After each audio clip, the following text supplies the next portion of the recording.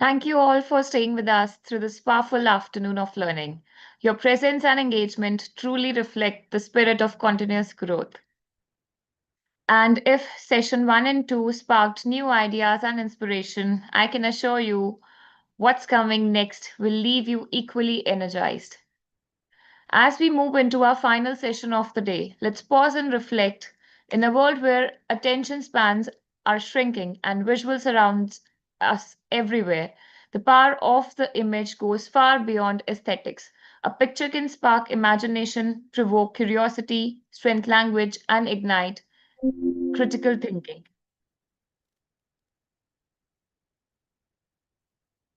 With that thought, we welcome you to our final session, using feedback effectively in the classroom, a session that explores how visual tools and thoughtful feedback can teach, question, and inspire in ways that text alone often cannot. It is now my absolute pleasure to introduce our speaker, Ms. Surbhi Arora.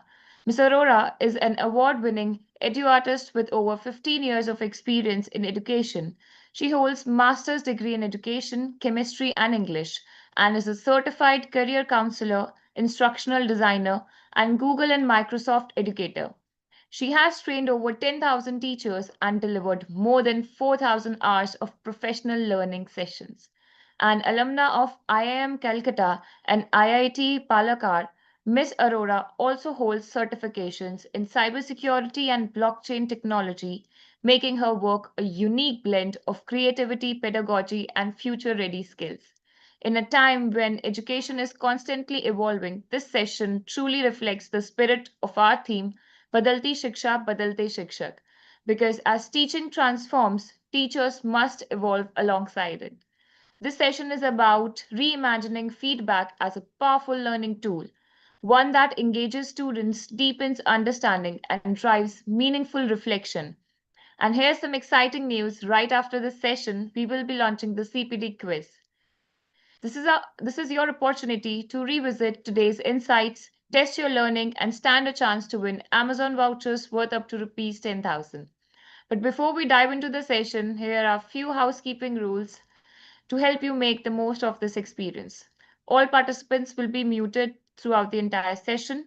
Keep a pen and paper handy to note down important information. The chat box will only be open during the Q&A round or as and when required by the speaker.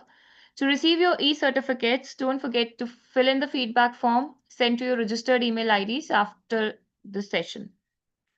The quiz will be shared right after the final session ends. That is after 5:30. We'll share the quiz link in the chat box. And all sessions are streaming live on YouTube, so if you do need to revisit any key points, feel free to rewatch. And with that, let's dive into a session that promises to be engaging, reflective, and deeply impactful. Ma'am, over to you. Thank you, Tanisha. Thank you very much. Welcome back, everyone. I hope you had a chance to have a cup of coffee and return in the session. Uh, I some of you I had an interaction with already, and some of you are meeting for the first time, I believe. So let's hope we have a good, interesting session, and just let's consider it almost like a continuity of the previous thing. That the first one we were talking about how to ask effective questions, and now we are discussing about how to give effective feedback in the classroom. So that's the transition we will be talking about. Now, it's a very close-knitted session today because I have a lot to share. So let's be very punctual on everything that we are doing when we do the session today. I have this first question of you for all of you. How many of you, enjoy giving feedback or take pride in giving feedback? Just if you enjoy, just give me an emoji or whatever, hand raise, whatever you want to give, so that we have a quick vote system. How many of you actually enjoy that giving feedback? Okay.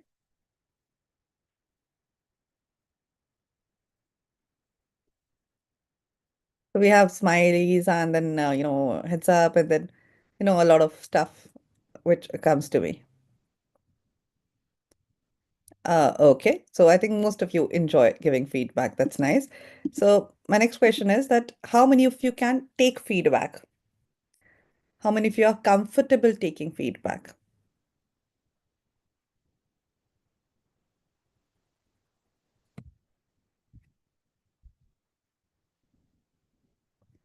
Okay. So we have a lot of people who share that they're comfortable taking feedback. Okay. That's nice. That's beautiful. So I think I have a wonderful group uh, which is saying that they enjoy and taking feedback. So I'm also learning every day. Makes sense. Okay, so let's talk about one thing. I will share an interesting story with you of today before we begin this session. Now, the story is of me, my mother-in-law, and her mother. So basically, my husband's nanny. So that's the story is around it, and everyone, this is based on a true incident. It's 100% true incident that I'm sharing with you today. So pretty personal, but then an interesting one. So there was some three couple of years back. So my mother-in-law had to travel somewhere. She was visiting on a pilgrimage to Kedarnath, and then my husband's nanny or my mother-in-law's mother, she had planned to come to a house, but then the dates were kind of in clash. So Nani Ma had a plan that she was to stay with us for approximately 7 to 10 days or more. So she was in that plan for a month actually, and my mother-in-law had to go for 1 week in that duration. Now, just giving you a background context, like I don't enjoy cooking, so I'm like that's the last thing that I would love to engage in. Sabah is suggesting my voice is echoing. Is it okay for others?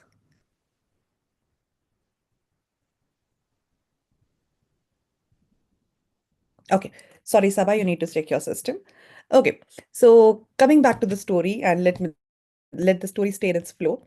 So the context is that I usually don't enjoy cooking that much, and for me, cooking has to be the last resort for most of the stuff.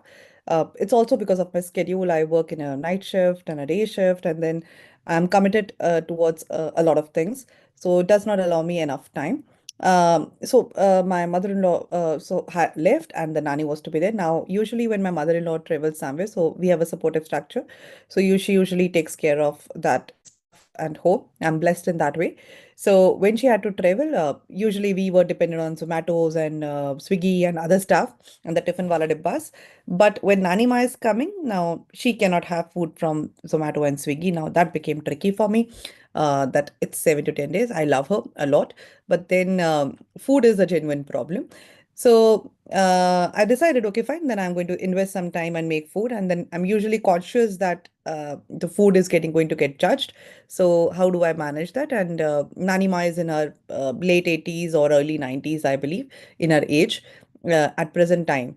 And when she was there, so I was slightly conscious. Now, so I started cooking, and then I cooked for the first day, and then Nani May came back, and he usually used to take a chair to sit with me in the kitchen or then outside, and she will eat food. And then she was like, "अरे बेटा बहुत अच्छा बना है, बहुत अच्छा बना है, तो अगली अगली बार एक काम करना, इसके अंदर ना हल्की सी हींग भी डाल दियो और फिर इसका स्वाद देखना कुछ बदलाव आता है या नहीं." I'm just using that language. I hope that's not bothering everyone. And then she will give me that comment of suggestions of slight improvement, and then giving it in a very technical way, showcasing me that taste it now. Does it show a difference? Like, yes, it shows a difference. Now try this time, this thing next time. And then there was also a stage when she will take me through, okay, what did you add first? Okay, what did you add second? What did you add third? Okay, let's do it in this way, then maybe change. So 1 day happened, 2 day happened, 3 day happened. I started enjoying cooking for Nanima all of a suddenly. The task which I never enjoyed and I never wanted to do, all of a suddenly I'm doing it after 3 days or 4 days, and I'm having fun cooking and I'm having fun doing it with her. And then after 7 days, I went to my husband and I told him that, Karan, like Nani Ma, she explains and tells everything in a very nice way. Like when she gives, tell you that you have cooked something, so she tells you in a such a cozy way. But Mama used to tell that अच्छा नहीं है or good नहीं है, okay, do this or don't do it. A very, very straightforward one word, two word comment that used to come through her. But Nanima explains in a wonderful way. Now, don't judge that my mother-in-law, we have a very beautiful relationship. So don't judge it on a very, very simple incident that I'm sharing. Now, then my husband came back to me and he told me, Nani Ma, she has 7 daughter-in-laws. My mother has only one daughter-in-law. So basically, my Nani Ma has 7 sons and then obviously 7 daughter-in-laws in that way, his Nani Ma. So The context is obviously she's more experienced in handling the part of communication where you live in a context where you want to give feedback, where feedback brings some results in one way or the other. Now, you have heard this story now from me. Now, what difference did you notice in this particular story that I have shared with you? What is the difference that is happening, or what change, or what do you think would have happened in this context?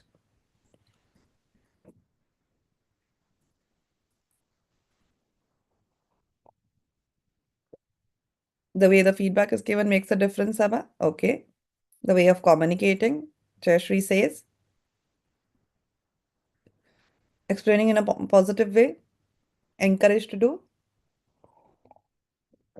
positive feedback, the way more experience gave sandwich feedback with exact, okay, the sandwich feedback way, the way of saying with positive feedback and tell about your expectation. Encouragement is key, motivating.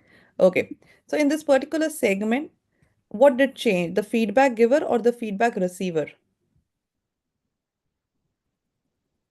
What exactly, what was the variable that changed? Was it the feedback giver or the feedback receiver?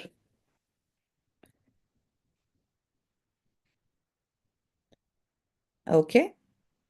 Rizwan, can you just explain how both? Ranjana, how did you say both?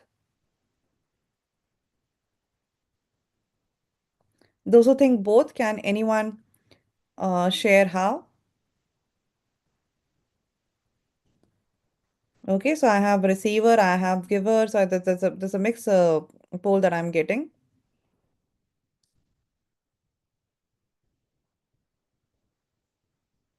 As a person, giver was different. Okay. Both enjoyed the meal finally. Yeah, Kunal, both enjoyed the meal finally. Okay. As a receiver, the perception changed. Yes.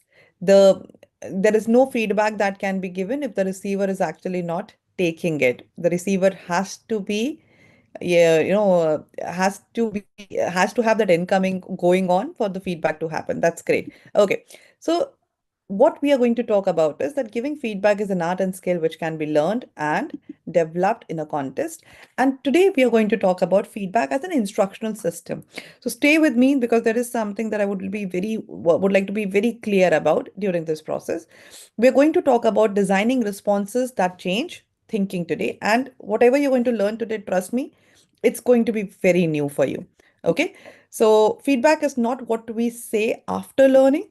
It is feedback is how we design the next thinking mode.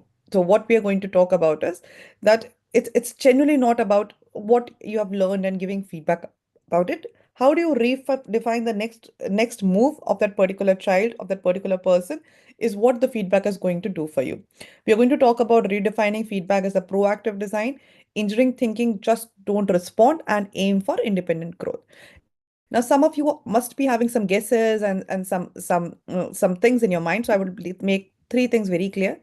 This session is not about praise versus criticism. I'm not going to talk about cursing someone or praising someone. No, this is not about it. It's not about sentence starters. Like we will not end up discussing about the sandwich method or other methods. No, it's not about how do you start a sentence. It's not about being positive. No, it's not at all about being positive. So, one clarity that I would love to give is that this session is not at all about this particular three things that would have come in your mind with. We are going to talk about is first feedback architecture. Second, decision making models. I have brought five architectures and five decision making models that I would be sharing with you. Cognitive impact, how does it impact the thinking process in your child? And feedback as a curriculum, that how it can be used in your curriculum in a much more structured way. So that's what we are going to end up is by end of this session in this particular loop. So stay with me because there are a lot of new things you will be introduced with today that you will be part of this session. Feel free to take screenshots wherever you feel that the models are there. Take screenshot of those models and keep them with you. Now, the first thing, the questions activate thinking. That is one thing that you have to remember. And feedback steers it. So this session comes in a very nice flow after the first session we have already done. So the question part that we have already discussed, it kind of activates thinking. But when we talk about feedback, feedback is almost like a steering wheel, which is going to take it more, much further in that stream of learning that we want to push towards. There are three essential questions that we have to keep in our mind during this session and during the learning process of this feedback webinar that we are running. A, what exactly should feedback change in the learner's mind? So, if your feedback is not intended towards a change, does it even have to be there? A very simple question. If it's not going to change anything, why do you have to go ahead and just keep on giving feedback? We all hate those relatives who will just call us or visit us and then just start sharing a lot of so-called wisdom, and then there is no output that anyone is targeting. It's just that sharing that's happening कि बेटा जी ऐसा कर लो, बेटा जी वैसा कर लो, या फिर do this or do that, but there is no intended outcome out of anything. I think none of us would love to hear that. So why do we have to impose the same thing on our children? Second, which feedback model is fits which instructional moment is something that we are going to talk about. So I'm going to talk about certain traps and certain failure models for feedback, and then which feedback model is the best one where you can actually do that. That's one thing that we would be talking about. And third, how do we avoid feedback fatigue whilst increasing rigor? Constantly, we want to improve, constantly, we want to change, constantly, we want to grow. But then, constant feedback can feel as feedback fatigue. You will get tired one day that throughout the day, this person is just saying the same thing. I don't want to listen. And that's known as feedback fatigue. If you start listening about something throughout the day, you don't want to take action on it for certain reason. So how do we avoid feedback fatigue with our children while we are working with it is the next thing that we will be talking about. So let's start from here. What I call as an illusion of a good feedback, or what we all call as a good feedback most of the time, and talk about it.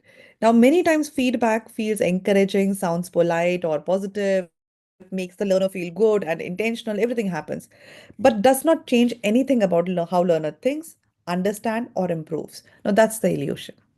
It makes you feel good, but it's not bringing a change, or it's not bringing anything. Is it a feedback or not? You have done a good job. Yeah. Or you can do better. Okay, but is it helping me out in one way or the other? Is the question that we are going to discuss again and again today. Though, so what I've done is I've created a question for you, and I would love all of you to vote on it, and then we'll discuss about it in detail. This is a cognitive dissonance poll. So let's talk about the question. If feedback is clear, learning will improve. I would love you to answer A, B, C, D. I think I've given a lot of context. Okay.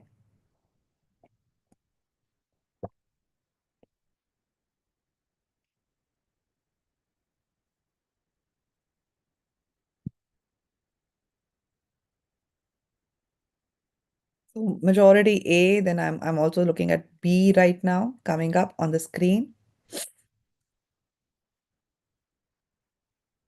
Okay. So let's see which direction are we taking and what we are talking about in it any further.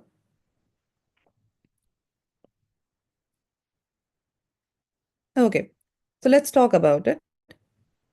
Okay, so I have I'm just taking my closures now. The majority of you have answered A, and some of you few of you all answered B. So let's see what it says. The clarity without cognitive demand changes nothing. So if there is only clarity and there is no cognitive demand, it will change nothing. Now let me explain it with an example because the statement is pretty heavy, so it may take a while. So just we let's have to have some patience here. Now, we often assume, and that's an assumption I would say, that if feedback is kind, detailed, well intended, it must be effective. So I'm being very clear. If it's kind, detailed, or well intended, it must be affected. For instance, the sandwich method, I would rather say. Uh, it talks about we talk about your positives, then we talk about your negatives, then we talk about your positives again, and that's what we call a sandwich method. In corporates, it's a very common term, and then even when I used to work in the beginning of my corporate journey, even I kind of learned that statement from the HR, suggesting that feedback has to go in the sandwich method. So that's the statement we used to get most of the time. Now, let's understand something. What appears effective on the surface often fails on the ground because we don't see any cognitive change. So many times in my corporate journey also, or working with a lot of people, I've seen that I'm following a very nice, feedback mechanism. I give a positive feedback, I give a negative feedback, and then I give again a positive feedback. But then this person is not changing. This person is not ready to change. How many times I have given feedback? And I don't know if you have felt this, but I have felt this many times earlier in my life when I used to say, how many times I have to give feedback? How many times I have to repeat the same thing and keep on repeating it? But there is no change. And I'm talking from a adult point of view. Now, this problem I'm facing in adults, imagine at the level we are working with children who are so young. If adults are lost in a context that they don't get feedback that we are giving with them, how can we expect the same thing not happening with young children at a larger scale? Now, feedback will look effective, but the learner may repeat the same mistake. Their thinking doesn't shift and they don't improve, or there is very rare improvement that we see. So, the brain actually doesn't change at all in terms of feedback giving. Now, you have to remember something. Clear feedback doesn't create I'm so sorry. Clear feedback doesn't create productive struggle. What we have to do is we have to have a feedback mechanism which forces the learner to think, struggle, revise, or reevaluate. If I have given a feedback, or if you have received a feedback from someone and you don't go back and think about it, or evaluate yourself, or take a direction that what exactly should I do next in order to take an action on it, that feedback is not working at all. Now, that's where the whole context goes for this session today. I will share an example with you. Now, what do you think about the statement? Nice effort, be careful next time. What do you think about it? Is it a nice feedback? A very, very regular classroom when we are teaching and our child has done a question, attempted a question, and then I go ahead and then I tell them, okay, that's a nice effort. Be careful next time. Because we don't have to demotivate children. So okay, Vibha, can you elaborate on it more? Anupama says nice feedback. Those who says no, I would love to know why. So just understand in a context that I'm teaching something. A child has attempted a question, and now this child was not doing anything, but now child has attempted something, but it's not correct. That's okay. So that's why nice effort. Be careful next time. Okay, so we have some of you. We need to say specifically what was nice and what was not. Okay, Vibha. Where should be careful because child should be given clarity. Okay, Janvi is saying that. Okay. Now, feels good, but this is a weak feedback. The better version would be it feels good. So if you read this feedback, at least nobody will come complaining on you that you are shouting on my child or you're demotivating my child. No, nothing like that. It feels good. It looks like nice. So I will go to my student and say, nice effort, dear. Can you be more careful next time and attempt this question carefully? That's a statement I can say. And I will sound as a very soft and very, very protective teacher who is trying to motivate my child or my student who is sitting in front of me. So that's true. However, your answer assumes that heavier object falls faster. What evidence from the experiment support that idea? Can you recheck that data? Now, this statement may sound technical to you. Just read this question. I'm bringing a context over here. Some of you have said that no. Now, this says instead of nice effort or be careful next time, what I'm saying, your answer assumes that heavier objects fall faster. What evidence from the experiment supports that idea? Can you recheck the data once and then we can do it? So I'm being very specific on that direction that what action I would love you to take, which can actually bring the change and make it a better answer at that time. So I'm being very careful about the task or the action item that you have to do. Now, this particular feedback, because it looks bulky to you, It feels uncomfortable, but transforms learning. Um, now, so that's what we are talking about. So it actually is uncomfortable, but it talks about transform learning. Be careful next time. Isha is saying gently points out there was a mistake. Yes, it points out there was a mistake, but it does not point out where the mistake was. You don't have to give the answer. Again, from the previous session, we have learned we are not giving the answer, but we are giving the direction towards improvement also. Good feedback is not the one that feels good, it's one that changes thinking, is the learning that we need to understand. Most of the time we have seen that students are very most of the time we feel as teachers that students are ignoring our feedback. They feel, and then if we look scientifically, that why do they do so? We at times feel they don't feel the ownership. It's like just coming one way from the teacher. There's no discussion on that these are my areas that we both together would love to improve. The student is not able to build relevance around it, because if you say just do better next time, no relevance. What better do I have to do next time? Timing. You give the feedback as soon as the child fails. So you get bad marks. You should do better. You should learn better. You can practice more. I'm shut down because my marks are not good. Capacity, my skills or knowledge are not kind of matching the feedback that you are suggesting to me right now. So we are going to first talk about the feedback failure models. Once we understand the failure models, then we are going to shift our segment towards the feedback model. So there are five failure models we are going to discuss today. And then there are five feedback models that we are going to discuss today. So that would be the complete takeaway from today's session for all of you. Now, when we talk about the failure models, let's talk about the first failure model, feedback without a mental model. So this is the first model where I say that the feedback is failing, and teachers, uh, the beautiful part that we are running in this webinar is we have just picked up one segment from our day-to-day life and we are trying to work on it technically. And trust me, as teachers, you have to learn a lot of things technically so that you can build your own architectures while you're taking in classroom. So today, by end of the session, I would love to have this feedback from you, that were you able to build a mental architecture of the feedback architecture that we are discussing today or not? Okay. So let's talk about this one. The problem, students don't clearly understand what work looks like. They hear feedback, but they don't know how to use it. So this is the first problem that we have seen in students. They don't know what good work look like. So the teacher is saying, can you do a better job? Can you do a good job? And and the students don't know what is a good job, what is a better job. For instance, if you're making a presentation and you're doing your best version, but somebody's come and tell you that, can you make it better? You will not understand it. So that's another problem of a generalized feedback in a mental model. Now, what is the result?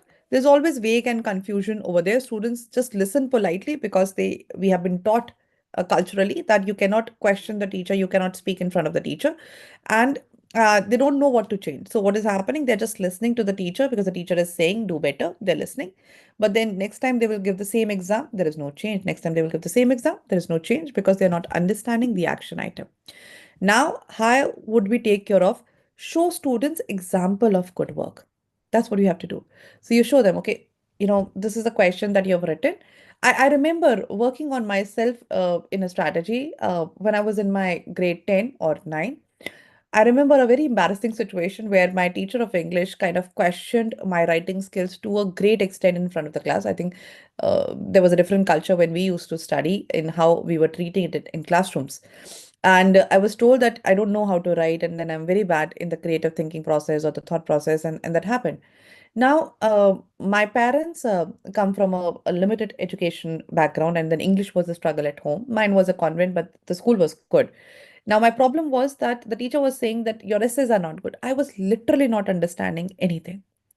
Fortunately, because I was embarrassed to an extent that I wanted to do something, so I went ahead.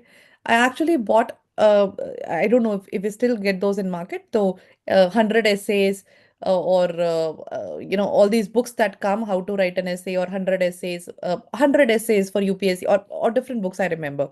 I just bought them, or story books or whatever, one page or two page or essay books. And I started reading those essays, like essay on corruption. I remember this essay on corruption for sure, and then essay of if I were the president of the country, or all these essays.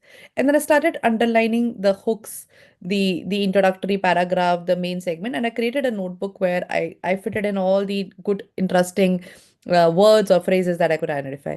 And I started using them in my chapter because I understood that for creative writing, I was not having any original idea at that time and I was not able to create those. So I wanted to see that what exactly a good essay looked like, and that genuinely helped me out. But that fix was not given to me. That fix was something I searched for, maybe took some help from some of the friends who were actually good. So the feedback without a mental order becomes a struggle for the child. Feedback works only when students know what success looks like is something which I would talk about. So that's the first model that fails. The second, feedback without decision points. Now, how is it different? Uh, uh, so let's take an example. We usually tell students what is wrong with their work, okay? That this is not good, this is not beautiful, this is incorrect. We don't tell them what to do next, which strategy to try, and how to fix it. So obviously, which is there. The result, student understand the mistake and feel stuck somewhere. So what works better is a good feedback should doesn't stop at the problem, it goes to the next move. So in the previous one, we are talking more about where uh, there is a no mental model that is getting built up in me, and the second one we are talking about more of an action item. So again, a reference from my personal life. I used to be an athlete in my childhood, and I remember I was practicing a lot for my race, and my speed was not improving for a long time. And what I could do best was I kept on running, kept on running, I kept on practicing so that speed improves. Now, my coach came to me and then he told me that, Surbi, you have to work on your starting point, the moment when you take off. You have to work on your takeoff when you start your sprint. And yes, and then he told me just practice it 100 times. And that's the thing that you have to perfect in yourself. And the moment I got that feedback, I saw a drastic change in the way I took my attempt into the field. So the feedback should not just point out mistake, it should show the next step that you would love to take. Third, feedback at the wrong grain size. Now, this is my most favorite failure model that I see when people are giving feedback. The first one is too global, जिसे हम कहते हैं global ज्ञान. A lot of global ज्ञान comes in feedback. We should do this about life and we should do that about life. And then most of the students study these many hours if you have to clear this exam, and you should practice, practice, practice. That's something which will make you perfect. A lot of feedback. Or feedback going to an extent of a grain that we say. For instance, make sure either comma nahi dala, either full stop nahi dala, either आपने punctuation nahi dala. So specifically in teachers of languages, I'm not complaining in that way, but then it will go to an extent of pinpointing every mistake in the whole text paper that a child is actually looking at. So either the feedback goes in a complete global gyan and or it goes to a grain level. There is a balance which actually gets missed. So we need to build up a strategic middle ground. That's what I'm talking about. Fourth, feedback that competes with grades. Any feedback, teachers, any feedback given immediately as soon as you give the question paper to your child, sorry, the answer sheet to your child or the marks sheet to your child and give them the feedback is not at all taken by them. Trust me on that. Imagine you get this paper in your hand, so you have given a question paper or whatever, and this notebook is in your hand, and the child is looking at their grades. Okay, I'm getting so less grades, so I've got only 5 marks out of 10. And then this teacher who comes, you should have done this, you should have done that, or you should have practiced this. But my mind right now is stuck towards just this one thought process, that how can I improve these marks? Can I ask my teacher to increase 1 mark here? Can I add 1 more mark here? Arey, how did I forget this question? So my brain is completely stuck, just gathering my thought of how can I improve marks, and my teacher is standing there telling me that these are all the things you should have done. What if you change the system? You bring back the feedback first and tell them the marks later. Give them the feedback first on the papers and bring them the marks later. What if for every child you create a kind of a feedback report and showcasing them that these are the areas which need improvement and why don't they focus on it, and let them assimilate that thought on day one, and day two bring them the paper which will justify it. We are just reversing the process to make it much more taking in or assimilating in on the student's end. And finally, the failure model, which I call as the fifth failure model, which talks about teacher-centric feedback loops. Now, what are teacher-centric feedback loops that we talk about? That the teacher speaks, the student receives, and the cycle ends. Very simple. Teacher will talk about it, Student will listen to the problem, and the cycle completely ends away over here. So it keeps on moving around it. Teacher talks, student speak, teacher talks, student listens. I'm so sorry. And the cycle ends, and there is no dialogue, there is no transfer, there is no discussion happening, and that's most of the classroom that we have seen. Now, I would love all if you have given you 5 mental models, that feedback without a mental model, feedback without decision points, feedback of the wrong grain size, feedback that competes with grade, and teacher-centric feedback loop. Which all of them, out of all of these A to 5, which one do you think that you see most often, you doing it or someone else around you doing it? I would love you to share A, B, C, D, E, whatever you want to share. E is something which is gaining momentum right now. Okay. I love the way you are answering it honestly. E is the most often one, where the teacher gives feedback, the student listens, and there is no loop or understanding that goes further. Yeah, thank you. The first thing that we have done in a good way, a big round of applause for all of you, is acknowledgement that yes, there is a loop where we all are stuck, which is happening in the classroom. Now, uh, why are we failing in the system? And I think I would love to go ahead and talk about how can we get rid of these failure models by going for an advanced feedback models for classrooms. So there are 5 models we're going to discuss. Now, please understand, these are scientific models. So somebody shared a sandwich model earlier, and I'm just keep on picking up the same example. So beyond sandwich, there are 5 mental models or a lot of mental models which are there. Now, the 5 that I'm going to talk to you about is specific to the student, market or the student understanding that we can adapt in the classroom. Now, the first one is known as feed up, feedback, and feed forward. You can take a screenshot of this one. Feed up, feedback, and then feed forward. How do we start with it? Where am I going? So a student should have a very clear direction, develop with the teacher that, okay, this is the problem area. Now, after solving this problem area, this is the direction that I'm taking going further. Okay, where am I going? Clear success criteria, that what exactly I want to achieve through the changes that I'm expecting. So what is the target or the goal that I'm trying to achieve through the feedback that I'm getting? Where am I now? Now there's an acknowledgement. Okay, this is where I'm standing. So I do this practice for myself for my own reflection. I once a month I will write all the thoughts that are there in my mind. I will just make notes of it, heavy notes of it. That okay, this is what I want to do. This is where I'm. This is what I'm doing. How I'm spending. So I will make a big list that this is what I'm doing, and then I will write. Okay, where am I standing right now? Okay, and how do I see myself? I want to run a marathon, but then I'm standing at not even a 2K growth curve right now. So where am I standing right now, and what is the next move that I would love to take? So that's the kind of a loop that I usually start with. Now this is known as feed up, feedback, and feed forward mechanism. You have a very clear goal, you have a very clear self reflection of where you are standing, and then you have a very clear action item that you have to take in order to achieve that. I hope it makes sense to all of you. If it makes sense, please give me a thumbs up, because the words may get a bit technical, so I would love to spend some time explaining everything in a proper detail to all of you. We have some time still left. Okay. The second model that we talk about is I would love to okay. So while we are talking about it, let's see if you can identify. So a student's scientific explanation is descriptive but not casual. They list what happened but don't explain why it happens. Okay, so this is a scenario that they have scientific explanation is descriptive, and they list what happened, but how why it happens they have not explained. Now I have 3 questions for you. You have to give feedback to your student. Now, which statement represents feed forward for you? You describe the process well, you named what happened. Next, explain why it happens. Which out of 3 of them is feed forward? So we're also going to learn how to apply what I'm teaching.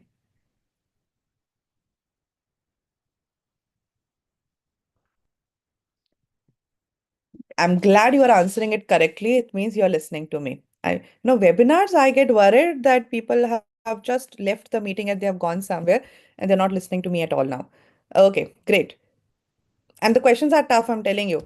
So great. If you, it means you will get good marks in the test also. You all are listening right now. Thank you. Okay.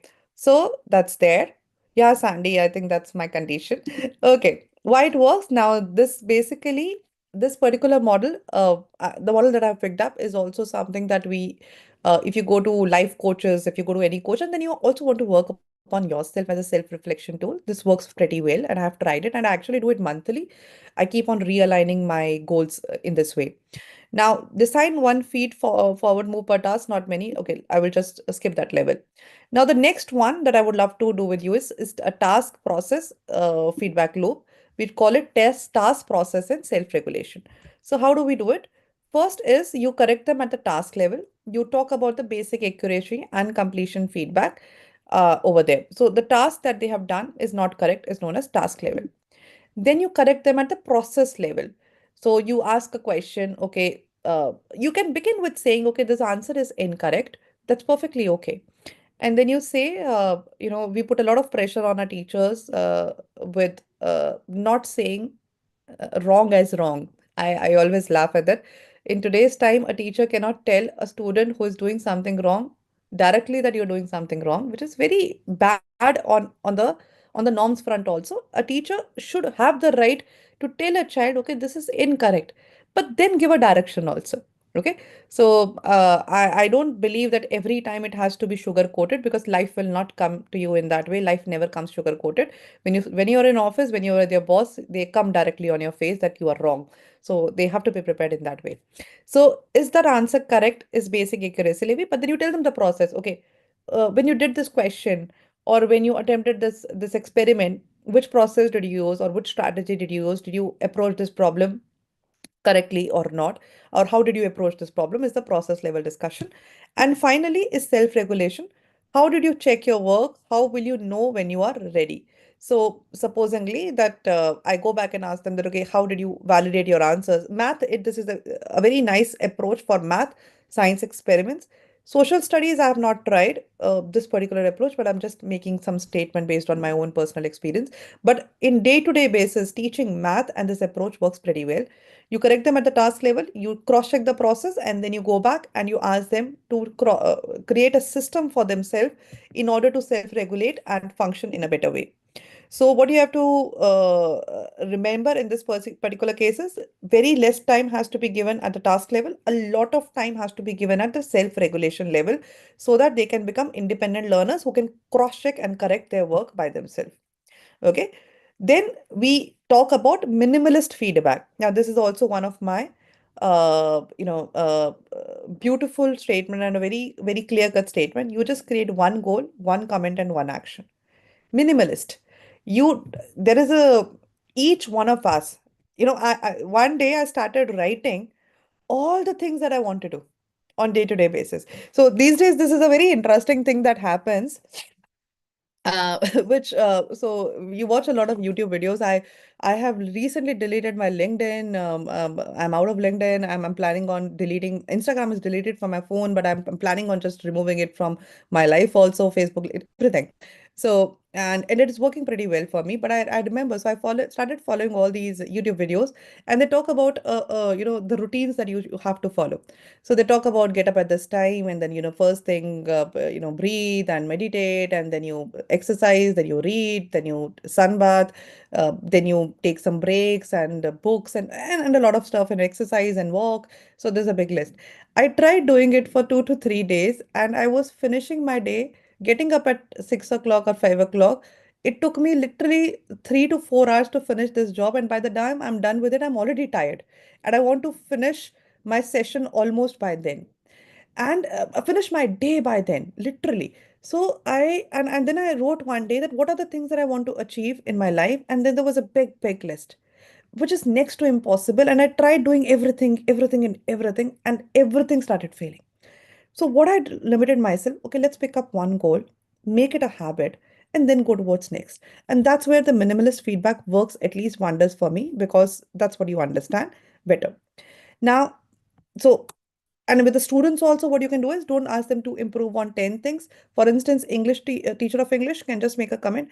I would like all of you to work just on the hook for the next 1 week. So all the essays that you're writing, just work on the writing the hook statement. Just work on writing the structuring or characterization that you're using. So maybe pick up just one thing and one goal at a time. Now, feedback as questions is another thing that we can think about. What criteria matters most here? What would strengthen this argument? What's the evidence for this claim? This word evidence, I will tell you. I work in US market, and then we have teachers of English from America who are taking classes, and then I'm part of a net tech. And then evidence is a very simple, very day-to-day word over there. Now, we were just doing some pilot testing in India, and there were American teachers teaching some Indian students, and they were talking about opinion essays, and the students, and the teacher just asked the student, okay, the student said, okay, this is what will happen. And the teacher asked, okay, what evidence do you have for it? A simple question, what evidence do you have for it? A teacher of English asking the student. They were lost, majority of them. And then I have to educate our American teachers that see, evidence-based teaching is not kind of a concept in all the grades, maybe senior grades, but grade 1 to 5, it's not that strong of a concept till now. So you try to change your language and do something else. And they were in a state of shock. That should be how can you teach without discussing about evidence with your children? It has to be the first thing that comes. But we have not adapted as a practice in a lot of stuff, unfortunately. Now, this model, feedback as questions, the model turns feedback into questions that make students think. Instead of instructions, they simply follow. So, what do we usually do? For example, your argument is weak, add evidence to it. Question based feedback would be, what evidence would you add to make this argument stronger? So I am not giving them feedback. I'm converting my feedback into a question. So, what evidence would you add to make this argument stronger? Or what do you think you could have done better in order to improve there? So what is going to happen? Ultimately, it's going to be self-regulated. I'm going to go back and think, but then a feedback is also given in the form of a question. So you want ownership rather than compliance. And when students are capable but passive, they will improve better. Then we have, I'm sorry, it's feedback 5, not 2, peer and self-feedback system. This is the last of the feedback loops that I wanted to discuss with you. Peer and self-feedback don't, many of the teachers I have heard that they will come back and talk about that, no, ma'am, peer-to-peer feedback is just chaotic. It creates noise. We don't see any improvement. On the contrary, students judge each other. That's a very common statement that I've heard and I've listened to in majority of the teachers. Now, I would love to share my side of the story over here. Peer and self-feedback doesn't fail because students can't do it. They fail because the system is missing. Why? The big idea, okay? Peer feedback is not swapping notebooks, giving comments, say good one thing. Peer feedback works only when students share a common understanding of quality and have a clear structure to follow. Okay. So when we are talking about a peer feedback system, we are talking about, using a language which is pretty easy for students to understand. We are talking about not exchanging notebooks. It's more about teacher shows an example, reviews criteria with students together and give feedback to them in sentences. Student answer questions and then student revise one peer comment. So what exactly is going to happen is if you just go ahead and tell them, okay, can you exchange notebooks and give feedback on each other? No, that's not going to work. It's better you give them a common documentation, a common example to go through, understand the criteria together, and then ask them to write something, and then out of the two sentences, judge one and ask the other student, okay, can you improve the other one based on the feedback given by a peer? And then come to a conclusory activity. So peer feedback works, but only if there is a structure that is followed over there. We can't go into a lot of detail, so I'm just rushing it through you now. Now, finally, we have entered into the last segment, feedback architecture across a lesson, how you can actually design it. So for instance, you are more into the exploration phase when you're having discussions with children in the beginning, you can go for a question based feedback. When you're practicing with them, you can have a task and process feedback. When you're drafting something, little minimalist feedback. And when you, because drafting is something they've already finished something, you just want to improve one segment of it. When you are refinement, feed forward. And when you are trying to add on the stage of self reflection, obviously it has to be self regulatory feedback that we can work with our children.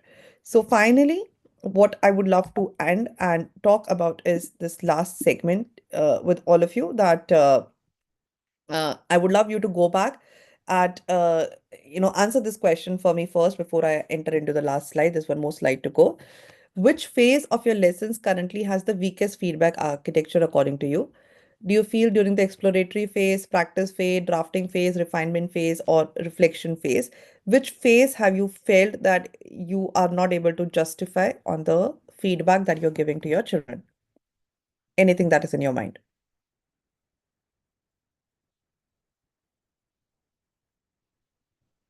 Okay. Reflection.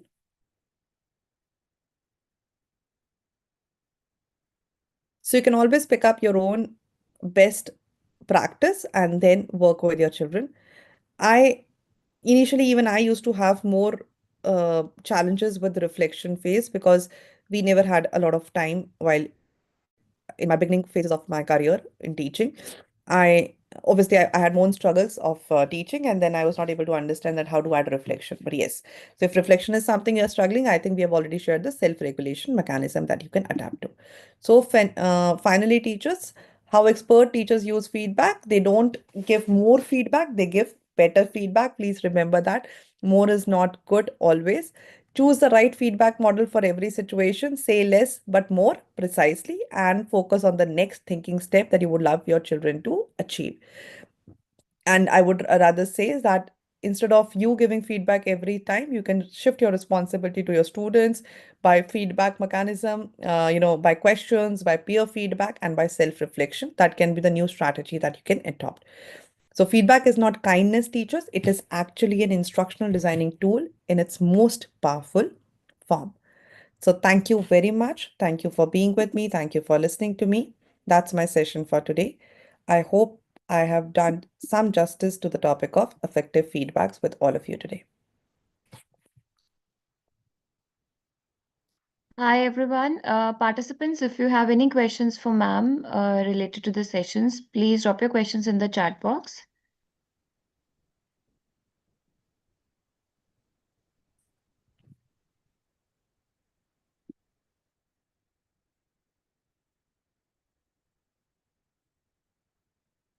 No queries, quite informative.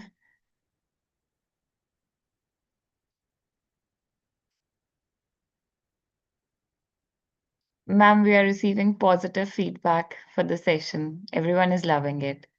They are saying you have explained everything so well. They don't have any question related or any query. No feedback is also a scary thing to have. No questions and no feedback. I did two sessions, one on questions and one on feedback, and I have no feedback. I have no questions from anyone. No, So they I are giving kind the of, feedback. They are saying very informative session, eye-opening session. You have yeah, explained everything so well. yeah. Fruitful. Yeah, thank you. Quite informative. Yeah. I hope it's going in a fine direction then. Yes, ma'am. So yeah, thank you so much, ma'am, for such a powerful and thought-provoking session.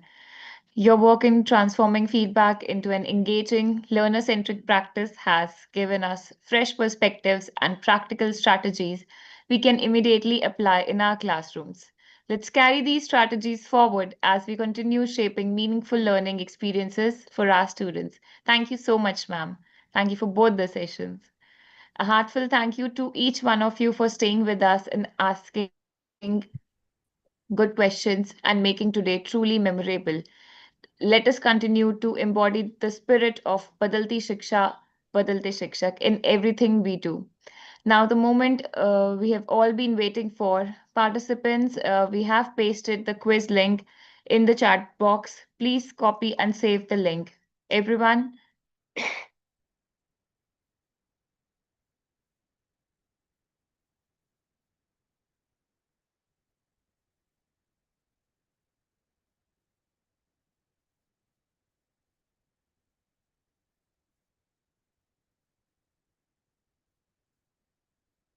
please note the quiz link will remain active until 11:59 p.m. on 18th January.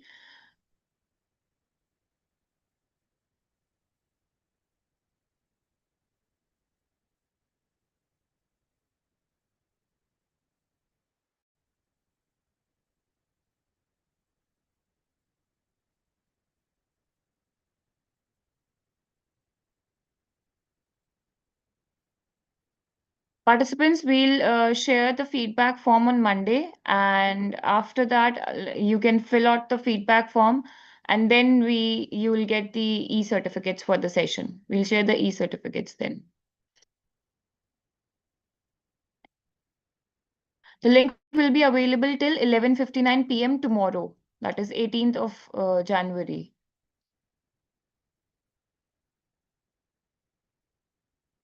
Yes, Vibhav, this quiz link is for all three sessions. Yes, starting from 2 p.m.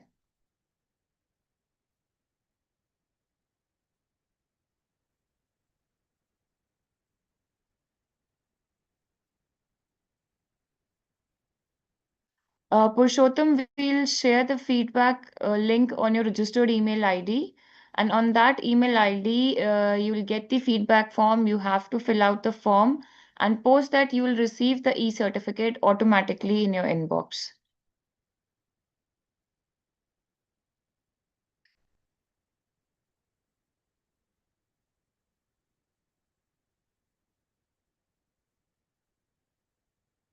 Yes, Malti, you will get the feedback form on your mail, on your registered mail ID. Sure, Vibha, you can leave the session. If you have copied the quiz link, you may leave. Thank you so much.